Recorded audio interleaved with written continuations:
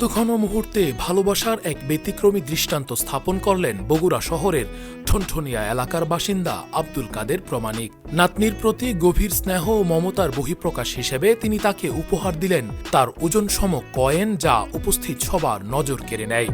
Neymar যা ওজন হবে পয়সা দিয়ে এক পাল্লায় সমান মাপে দেওয়া হবে নাইমার জন্য। জানা যায়, নাতনির বিয়ের সময়ই এমন একটি ব্যতিক্রমী উপহার দেওয়ার ইচ্ছা ছিল তার।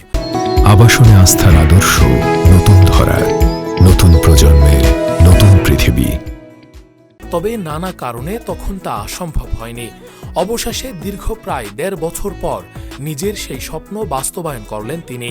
শুক্রবার রাতে নিজ বাড়িতে আয়োজিত এক আবেগঘন অনুষ্ঠানে দাড়িপাল্লার এক পাশে বসানো হয় নাতনি নাইমাকে, আর অন্য পাশে রাখা হয় তার সমপরিমাণ কয়েন।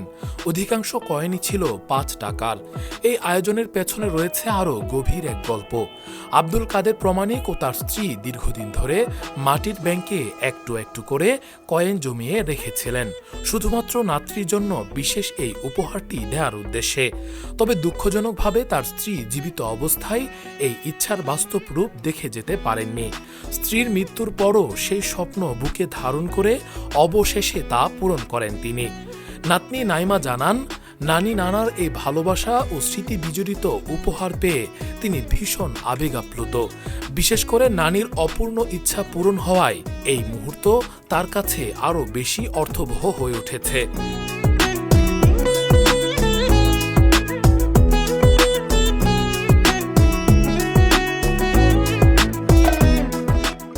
এই ব্যতিক্রমী আয়োজনকে ঘিরে বাড়িতে তৈরি হয় উৎসব মুখর পরিবেশ। আত্মীয় স্বজন ও প্রতিবেশীদের ভিড়ে মুখর হয়ে ওঠে পুরো এলাকা। অনেকেই এই দৃশ্যকে ভালোবাসার অনন্য উদাহরণ হিসেবে আখ্যা দিয়েছেন। স্থানীয়দের মতে, বর্তমান সময়ে এমন নিঃস্বার্থ ভালোবাসার প্রকাশ খুব কমই দেখা যায়।